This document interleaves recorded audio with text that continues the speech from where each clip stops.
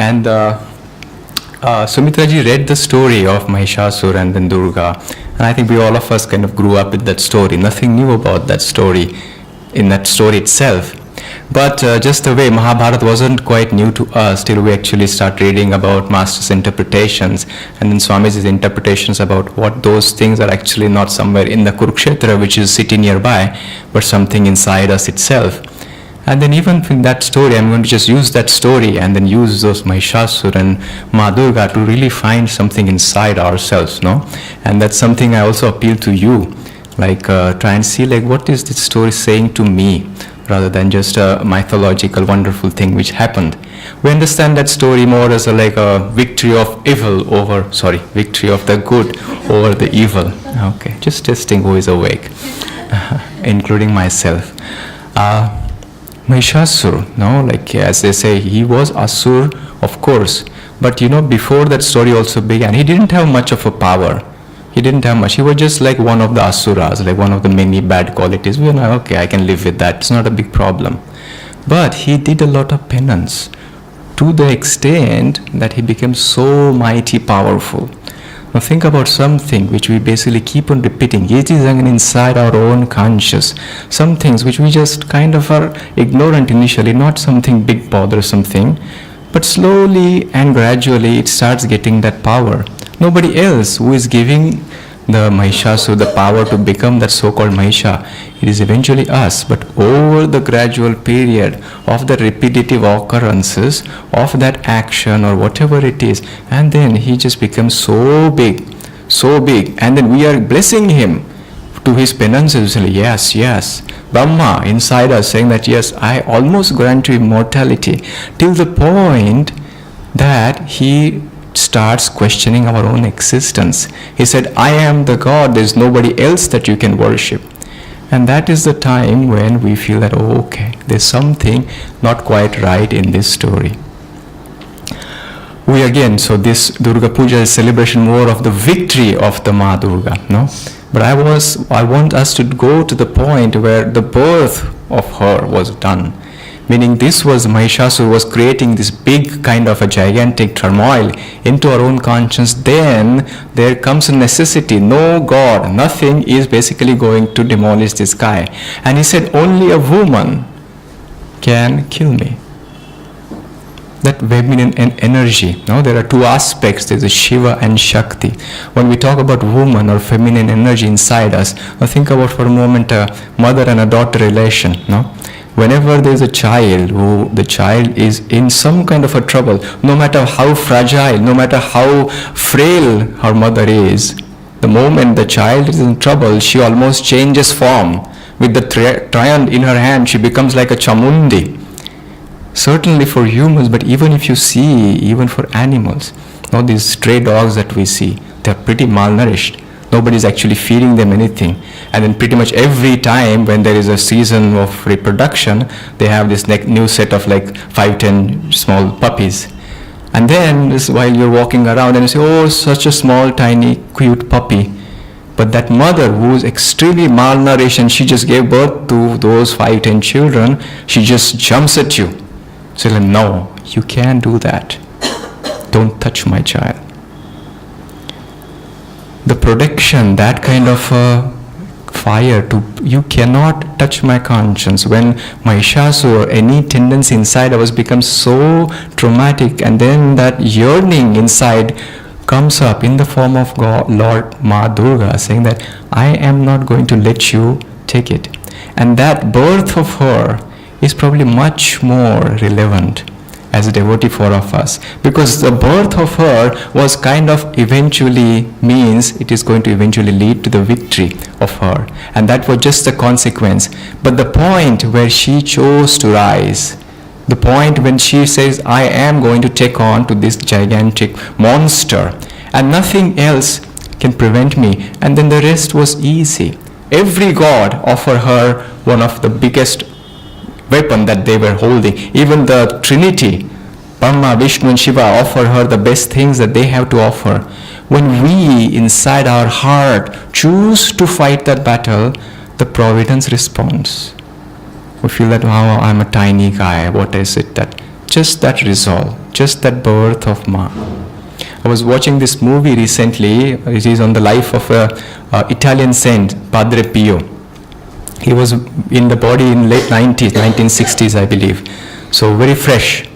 And then in that, while he was they show while he was about to die, he is doing this confession. And a confession is telling this other priest, you know what? I know Satan is a reality. And it is a very powerful force. And I was so afraid of him. And he is saying that it's so conviction, it is his own experience. Isn't that true? In our own conscience, there are so many things inside us. And when we look at them, we say, boy, this is frightening. And in the movie, they show while he's facing that conflict inside himself. And not only that, he's like shouting and growling in his own home. When he comes out, he has bruises on his face. The internal conflict manifesting outside as actual bruises on his face. And then that movie continues, and towards the end of the movie, he says that after the confession is over, but today it ends. And he goes down for just like a mass on Sunday mass that he's going to have. And there this girl comes. She has been possessed by a satanic force. And then he said, bring her over to me. And then they bring her over to him, and then there is Satan speaking to him through her body, saying that you cannot do anything because I am inside her body and I am well protected. Padre Pio just looks at her, puts his hand around her head and says like, leave her alone. Something by that time he has mastered. He had understood the principle. He has practiced that presence of Ma Durga with the forces which has been fighting for all his lifetime. And then the day has come when he is going to be victorious.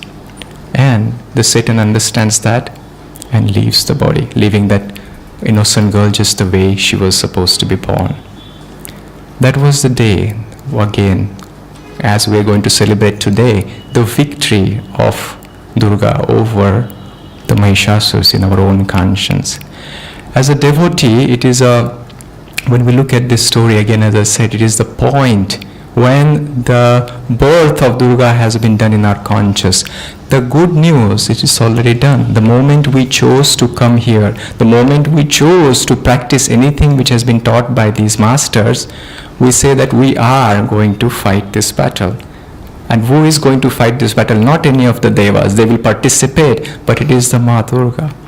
And her presence is our inevitable victory, which is going to come in time.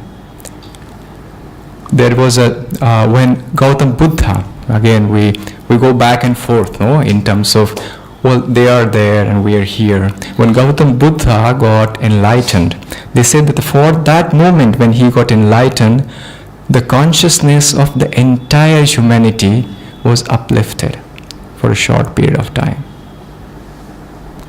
What a profound effect that can have. Can we imagine that?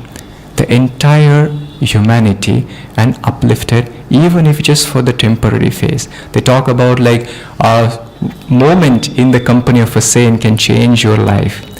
If Buddha can create such an environment where it gives each and individual soul, every soul on this planet, an opportunity to experience that a little bit high upliftedness from wherever they stand. How many of you have experienced that? And many of us are an example of it. I can say it for myself, and I have seen many people around me whose lives have changed just because of that spark of inspiration. Just one thought, just one inspired thought, and enough to take your life to a destination that is something which you haven't even comprehended, and it is all for good. Can we become Buddha? We don't know. It seems a little far-fetched. But when we practice what they taught us, when we strive to uplift our consciousness even just a little bit, what they have given us is very powerful techniques. These are our Brahma, Vishnu and Shiva. They're giving us tools so that we can fight this inner battle, no? And in our morning and evening meditation, and even throughout our life, the more we take it to our heart and say that I am going to try my best, even when a tangible experience you have in your meditation, maybe it won't change the entire humanity as Buddha did, But I guarantee you it will change those who love you, to those whom you are very well connected, your immediate surrounding. We are giving them a chance. We are giving them those moments of heightened inspiration which has the capacity to change our lives and their lives for the good. Keep that in mind. So when we do these practices, when we do this meditation, it is truly for our own understanding we want to expand. But the profound effect it can have on, in general, our own loved ones is something which is beyond our comprehension. Again, coming back to the time, this is a time when in general the Mahishasurs are kind of afraid, because if you go to Pandas, even those people who are not necessarily very spiritually inclined, they kind of go and sit around and look at the idol. Even if the food is the primary thing they're coming, whenever they look at that idol, there's something starts sparking up. In general, yes, and of course then there are people who are spiritually inclined. Everyone is putting their effort, the consciousness is already high. This is our time. Go inside your own world. Find out if there is a Mahishasur lying around somewhere, troubling you for a day, for months, for years, maybe for decades. This is the time when we again invoke that power, that Shakti, take out that trident, and then try and see if we can penetrate his heart, so that we can be free from those tendencies. We can take that very concrete step towards liberation. As they say in the Festival of Light, O children of God, forsake the darkness and then walk, embrace the light. Joy to you.